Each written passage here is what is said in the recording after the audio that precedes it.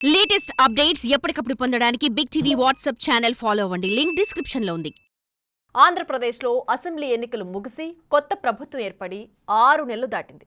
5 ఏళ్లు అధికారం చెలాయించిన వైసీపీకి అనూహ్యంగా ప్రతిపక్ష హోదా కూడా దక్కకుండా పోయింది. గెలిచిన 11 మంది వైసీపీ ఎమ్మెల్యేలు తమ నియోజకవర్గాల్లో పెద్దగా యాక్టివ్గా కనిపించడం లేదు. ఇక ఓడిపోయిన నాయకులు చాలా సెగ్మెంట్లలో కనిపించడమే మానేశారు. పవర్లో ఉన్నప్పుడు తమతో అడ్డమైన పనులు చేయించి ఇప్పుడు సమస్యలు ఎదుర్కొంటున్న టైంలో నాయకులు కనిపించకుండా పోవడంతో క్యాడర్ ఆగ్రహంతో రగిలిపోతోందట. ముఖ్యంగా ఆ నియోజకవర్గం వైసీపీలో ఆ వ్యతిరేకత తీవ్రంగా కనిపిస్తోందంటున్నారు. ఇంతకీ ఆ సెగ్మెంట్ ఏది? అసలు అక్కడ ఏం జరుగుతోంది?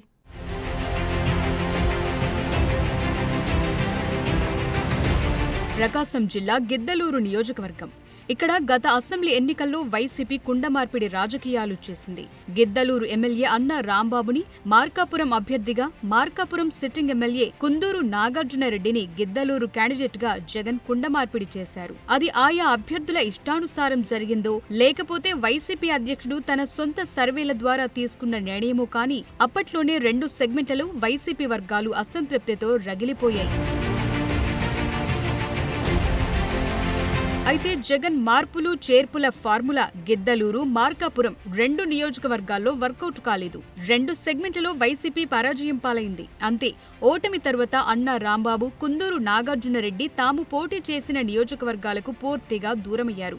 ఆ క్రమంలో ఎన్నికలు ముగిసి 6 నెలలు దాటుతున్నా కార్యకర్తల మంచి చెడు పట్టించుకునే నాథుడే లేకుండా పోయాడని ఇటీవల గిద్దలూరు నియోజకవర్గ ఆత్మీయ సమావేశంలో కార్యకర్తలు భగ్గుమన్నారు. ప్రస్తుత గిద్దలూరు నియోజకవర్గ ఇన్ఛార్జిగా జగన్ ప్రకటించిన మార్కాపురం మాజీ ఎమ్మెల్యే కుందూరు నాగార్జునరెడ్డి తమకు వద్దని సమావేశంలో నినాదాలు హోరెత్తించారు.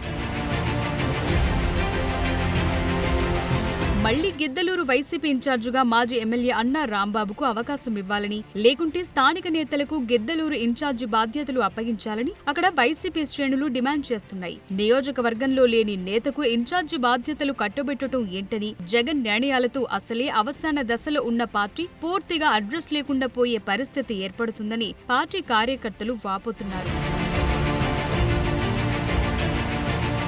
అదలా ఉంటే నాగార్జునరెడ్డి నిర్వహించిన ఒక సమావేశానికి కొంతమంది వైసీపీ ప్రజా ప్రతినిధులు హాజరు కాలేదు. గిద్దలూరు ఇన్ఛార్జ్ కుందూరు నాగార్జునరెడ్డి సదరు వైసీపీ నేతలకు ఆహ్వానాలు పంపలేదట. గత ఎన్నికల్లో వైసీపీలో ఉంటూ టీడీపీ అభ్యర్థి ముత్తుముల అశోక్ రెడ్డికి సపోర్ట్ చేశారని నాగార్జునరెడ్డి సొంత పార్టీ నేతలకు ఆహ్వానాలు పంపలేదని బహిరంగంగానే చెప్తున్నారు. ఎవరికైతే ఆహ్వానాలు పంపలేదో ఆ అసమ్మతి నేతలు వైసీపీ అధిష్టానానికి మాజీ ఎమ్మెల్యే నాగార్జునరెడ్డిపై ఫిర్యాదులు చేశారట. నాగార్జున ఒంటెద్దు పోకడలతో గిద్దలూరులో వైసీపీ కేవలం 600 ఓట్ల తేడాతో ఓడిపోయిందని, తిరిగి నాగార్జునరెడ్డిని మార్కాపురం పంపించేయాలని లేఖలు రాశారట. ఆ లేఖలు గిద్దలూరు వైసీపీలో హాట్ టాపిక్ గా మారాయి. అసలే అధికారం లేక కష్టకాలంలో ఉంటే ఇప్పుడు ఈ గ్రూప్ కోలేంటని వైసీపీ పెద్దలు తలలు పట్టుకుంటున్నారట. ఇటు అన్న రాంబాబుకు గిద్దలూరు నియోజకవర్గంలో 15 ఏళ్ల రాజకీయ అనుబంధం ఉంది. గిద్దలూరు నుంచి 2 సార్లు ఎమ్మెల్యేగా గెలిచారు. గిద్దలూరు వైసీపీలోని ఒక వర్గం మాత్రం మళ్లీ అన్న రాంబాబు కావాలని అధిష్టానాన్ని కోరుతోందట. తనకు పొలిటికల్ కెరీర్ ఇచ్చిన గిద్దలూరు నియోజకవర్గంలో రీ ఎంట్రీ ఇస్తే బావుంటుందని మాజీ అన్న రాంబాబు అనుకుంటున్నట్లు టాక్ నడుస్తోంది. రాంబాబు అయితే ఆర్థికంగా, రాజకీయంగా బలమైన నేత అవటంతో తమకు అండగా ఉంటారని ఒక వర్గం వైసీపీ పెద్దలకు లేఖల మీద లేఖలు రాస్తున్నారట. గిద్దలూరు వైసీపీలోని మరో వర్గం మాత్రం గిద్దలూరు నియోజకవర్గానికి చెందిన స్థానిక రెడ్డి నేతలకే ఇన్ఛార్జి బాధ్యతలివ్వాలని కోరుతుందట. ఆ వైసీపీ ఇన్ఛార్జి రేసులో కామూరు రమణారెడ్డి, కడప వంశీధర్ రెడ్డి, పిడతల ప్రవీణ్ కుమార్ రెడ్డిలున్నారట. ప్రస్తుతం గిద్దలూరు ఇన్ఛార్జిగా జగన్ ప్రకటించిన కుందూరు నాగార్జునరెడ్డి పూర్తిగా మార్కాపురానికే అంకితమయ్యారు. దాంతో తమ మంచి చెడు పట్టించుకునే వారే కరువయ్యారని కార్యకర్తలు నాగార్జునరెడ్డిపై ఫైర్ అవుతున్నారు. నాగార్జున తమ్ముడు కృష్ణమోహన్ రెడ్డి ఓవర్ యాక్షన్ పార్టీలో ఎక్కువ అవటం కొంతమంది నేతలు జీర్ణించుకోలేకపోతున్నారు.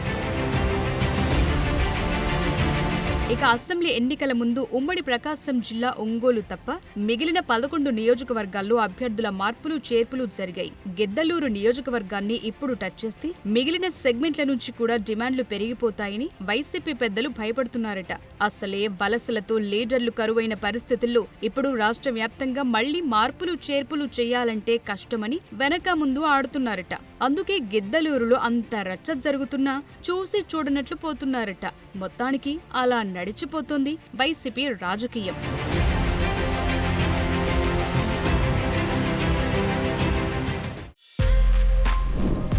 For more videos like this, subscribe Big TV channel.